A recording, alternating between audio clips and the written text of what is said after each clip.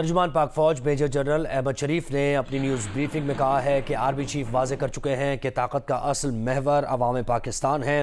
فوج کے لیے تمام سیاستدان اور سیاسی جماعتیں قابل احترام ہیں۔ راولپنڈی میں نیوز بریفنگ کے دوران DGISPR نے کہا کہ کوئی نہیں چاہے گا کہ افواج پاکستان کسی خاص سیاسی سوچ کی نمائندگی کریں۔ افواج پاکستان کا حکومت سے غیر سیاسی اور آئینی رشتہ ہوتا ہے۔ فوج کے حکومت سے غیر سیاسی تعلق کو سیاسی رنگ دینا مناسب نہیں ہے۔ ہمارے لیے تمام سیاستدان اور تمام سیاسی جماعتیں قابل احترام ہیں۔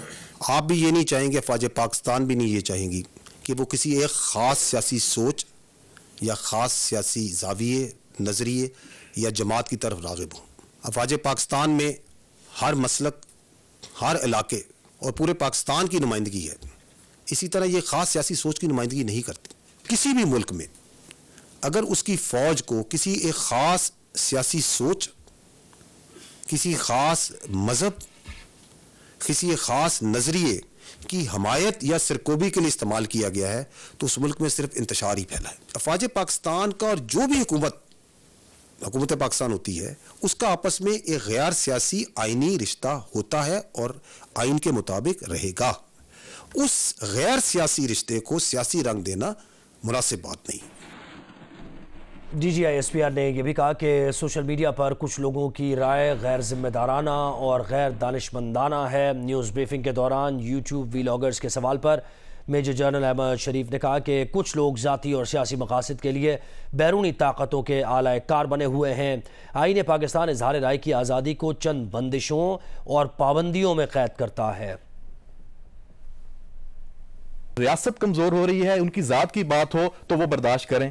ریاست پر حملے ہیں پاکستان کے اندر سے، پاکستان کے باہر سے۔ شاہین صاحبائی صاحب ہیں جی، وجاہت ایس خان ہیں، عادل راجہ ہے، حیدر مہدی، وہ بہت ساری لمبی لسٹ ہے، پورا ٹولہ اور آپس میں یہ منظم ہے، پورا نیٹ ورک ہے۔ یہ کوئی اب دھکی چھپی بات نہیں ہے، سب کو پتا ہے، لیکن کوئی ریاکشن ہمیں نظر نہیں آ رہا۔ اتنی کمزوری کیوں ہے؟ کیا آئین اور قانون میں کوئی ایسی چیز نہیں ہے کہ اس کے اوپر رہتے ہوئے اس کا سدباب ہو؟ کیا کچھ ایسی پالیسی ہے؟ اگر حکومت نہیں کر رہی، عدلیہ خاموش ہے، تو ادارے کہاں تک خاموش رہیں گے؟ کچھ ہے پلان میں یا ہم سمجھیں کہ برداشت ہی کرتے رہیں گے؟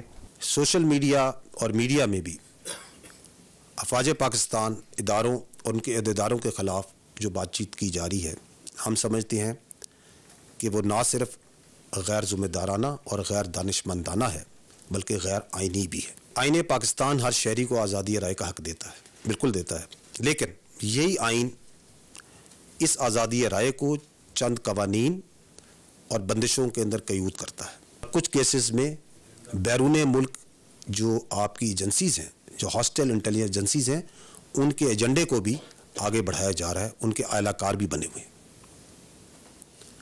افواج پاکستان کا جو قانون قوانین ہے، جو ہماری ٹریننگ ہے، جو ہمارا ڈسپلن ہے، وہ ہمیں اس بات کی اجازت نہیں دیتا کہ ہم ہر بلا بنیاد الزام اور تجزیے کا ترکی با ترکی جواب دیں۔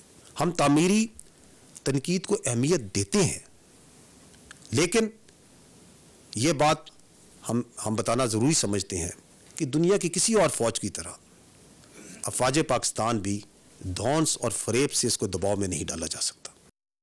اس کے ساتھ ساتھ DGISPR نے یہ بھی کہا کہ پاک فوج کا اندرونی تعدیبی کارروائی کا نظام حقائق کی بنیاد پر چلتا ہے۔ نیوز بریفنگ کے دوران سابق آرمی چیف جنرل باجوہ اور سابق DGISI جنرل فیض حمید کے کورٹ مارشل کے سوال پر میجر جنرل احمد شریف نے کہا کہ پاک فوج اپنے لوگوں کے خلاف تعدیبی کارروائیاں قیاس آرائیوں پر مبنی نہیں کرتی۔ طور پر پرسیپشن یہ ہے کہ پاکستان کے اندر اس وقت وہ معاشی مسائل ہوں، سیاسی مسائل ہوں یا سیکیورٹی کے معاملات ہوں، دو لوگوں کا نام آتا ہے آپ کے ادارے سے تعلق ہے ان کا، ایک جنرل باجوہ اور دوسرا جنرل فیض۔ تحریک انصاف کہتی ہے کہ جنرل باجوہ کا کورٹ مارشل ہونا چاہیے، PMLN کہتی ہے جنرل فیض کا کورٹ مارشل ہونا چاہیے۔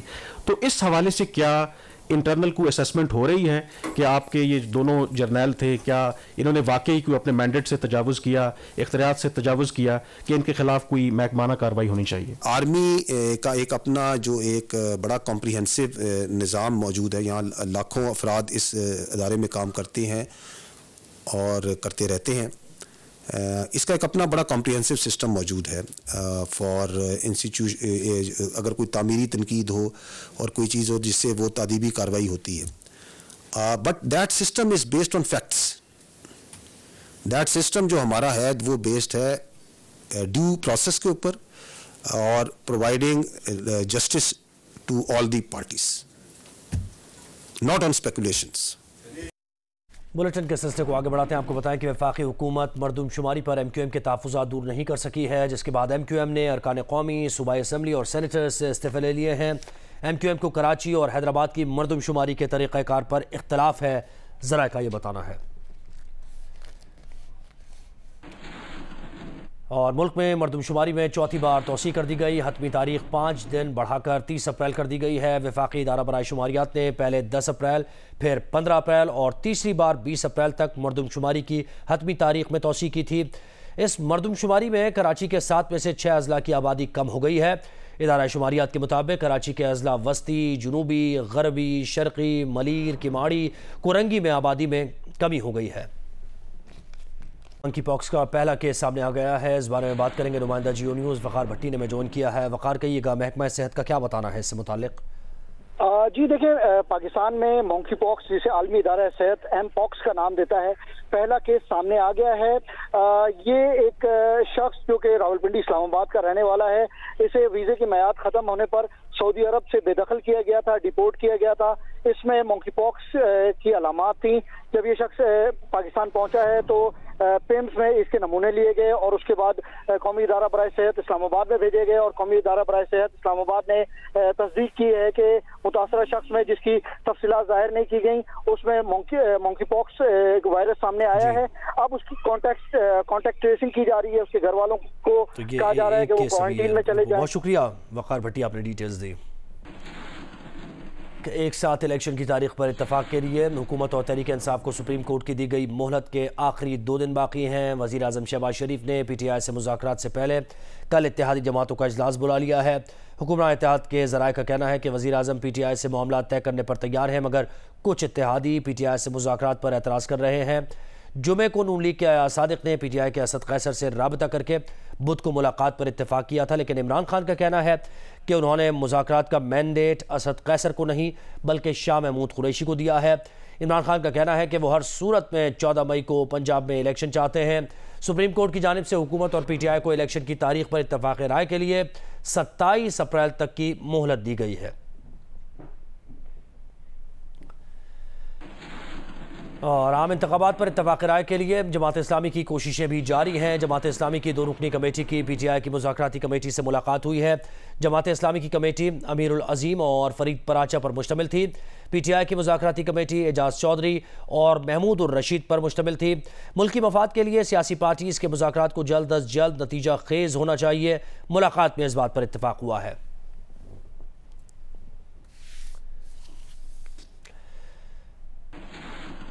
साबिक़ चीफ जस्टिस साकिब निसार की एक और मुबैना ऑडियो सामने आ गई है. साकिब निसार PTI के वकील ख्वाजा तारिक रहीम को तौहीन अदालत केस में सज़ा दिलाने के लिए कानूनी रास्तों की रहनुमाई करते सुनाई देते हैं. साकिब निसार यूसुफ रज़ा गिलानी की नाअहली का सबब बनने वाले असखुद नोटिस केस का हवाला देते हुए कहते हैं कि 7 रुकनी बेंच के फैसले में सफ़ा नंबर 553 देख लें. इसमें रास्ता मौजूद है, वही कानूनी रास्ता है जो वाज़े तौहीन अदालत की तरफ जाता है. गुफ्तगू में आज़ाद कश्मीर की अदालत के फैसले और बिल के एक्ट बनने के जिक्र से ये वाज़े होता है कि साकिब निसार और ख्वाजा तारिक रहीम की गुफ्तगू साबिक़ वज़ीर आज़म सरदार तनवीर इलियास को तौहीन अदालत में सज़ा और नाअहली के बाद की है. अच्छा ख्वाजा साहब, एक चीज मैं अर्ज करना चाहना था. हाँ, जजमेंट जी है वो जरूर देख लेना. 7 मेंबर जजमेंट है और जी ये अपना सो मोटो है नंबर 4 of 2010 रिपोर्टेड है sir. 7 member judgement 2012 supreme court page 553 उत्ते. अच्छा जी, ठीक है ना जी. मैं देख लेना जरा भी वकील ताला चाहे कहना जरा देख लेना. ठीक है कि भी अगर उस बारे तुम पढ़ोगे तो मैं वो भी देख लीती है जजमेंट जी 7 ਮੈਂਬਰ ਬੈਂਚ ਹੈਗੀ ਹੈ ਜਿਹਦੇ ਚ ਉਹਨਾਂ ਨੇ ਕਿਹਾ ਕਿ ਜਦ ਤੱਕ ਐਕਟ ਨਹੀਂ ਬਣਦਾ ਉਹਦਾ ਤੁਸੀਂ ਜਿਹੜਾ ਗੌਰ ਨਾਲ ਪੜੋ ਤੇ ਉਹਦਾ ਕਲੌਜ਼ 3 ਮੈਂ ਹੈਡ ਨੋਟ ਤਾਂ ਲਿਖੇ ਤੇ ਉੱਥੇ ਉਹਨਾਂ ਨੇ ਰਸਤਾ ਵੀ ਦਿੱਤਾ ਹੋਇਆ. ਉਹ ਵੀ ਸਾਡੇ ਕੋਲ ਵੇ ਆਊਟ ਹੈ. ਉਹ ਵੇ ਆਊਟ ਹੈ ਸਾਡੇ ਕੋਲ, ਅਦਰਵਾਈਜ਼ ਉਹ ਕੇਸ ਹੀ ਨਹੀਂ ਸੀ ਬਣਦਾ. ਹਾਂਜੀ ਬਿਲਕੁਲ ਠੀਕ ਹੈ. ਮੈਂ ਅਭੀ ਇਹ ਵੀ ਹੋਣੇ ਦੂਸਰਾ ਫਾਇਲ ਸਾਹਿਬ اگر کوئی بندہ تیار ہوئے منیر احمد خان والا نے استعمال کر لو کنٹمپٹ آف کورٹ دا بالکل کلیئر کیس ہے وہ بھی ہو رہی contempt of court the case ہے جو کچھ ہوا ہے آزاد جموں کشمیری اور بعد کوئی میرے خیال we are just waiting for the ایویں ہونے آرڈر کر دے پہلے وہ 3 ممبر بینچ شاید another half an hour 1 hour and we are filing a contempt application file ہو رہی ہے. چل ٹھیک تھینک یو سر. وفاقی وزیر قانون اعظم رضی تارڑ کہتے ہیں کہ سابق چیف جسٹس ثاقب نثار اور سینئر وکیل کی آڈیو لیک ایک انتہائی سنگین معاملہ ہے. فرمائشی گفتگو کے تانے بانے پارلیمان کو سپریم کورٹ کے مقابل کھڑا کرنے سے ملتے ہیں. لاہور میں نیوز کانفرنس کے دوران اعظم رضی تارڑ نے کہا کہ حکومتی شخصیات کو توہین عدالت کے کٹہرے میں کھڑا کرنے کی فرمائش نے جلتی پر تیل کا کام کیا ہے اور اس گفتگو نے توہین عدالت کے اس کا پرچہ وقت سے پہلے ہی آؤٹ کر دیا ہے.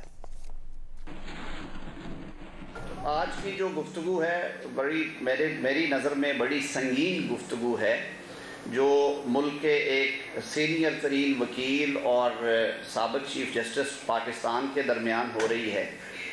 اس میں بھی آپ دیکھیں گے تو گفتگو سے نظر یہ آ رہا ہے کہ جیسے وہ تانے بانے پھر انہی معاملات سے جا کے جڑ رہے ہیں اور ایک فرمائشی گفتگو ہے کہ کسی نہ کسی طرح سے ماحول ایسا کر دیا جائے کہ ادارے آمنے سامنے آ جائیں پارلیمان اور سپریم کورٹ.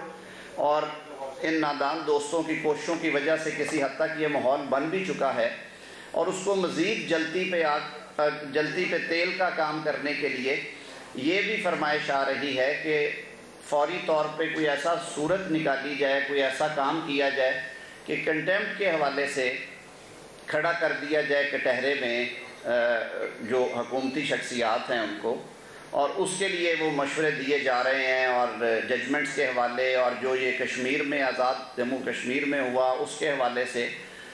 تو یہ ایک خطرناک میں سمجھتا ہوں ٹرینڈ ہے اور اس نے ایک طرح سے وہ عام زبان میں کہیں تو پرچہ آؤٹ کر دیا ہے. آڈیو لیک پر سابق چیف جسٹس ثاقب نثار کا موقف بھی سامنے آ گیا. جیو نیوز کے نمائندہ خصوصی عبدالقیوم صدیقی سے گفتگو کرتے ہوئے ثاقب نثار نے کہا کہ خواجہ طارق رحیم سے ہونے والی بات چیت پرائیویٹ گفتگو ہے. ثاقب نثار نے مزید کہا کہ انہیں نہیں یاد خواجہ طارق رحیم سے کس کیس پر اور کب بات کی. ثاقب نثار کے بقول انہوں نے کون سا کشمیر بیچا ہے, کون سا کوئی پاکستان کا سودا کیا ہے.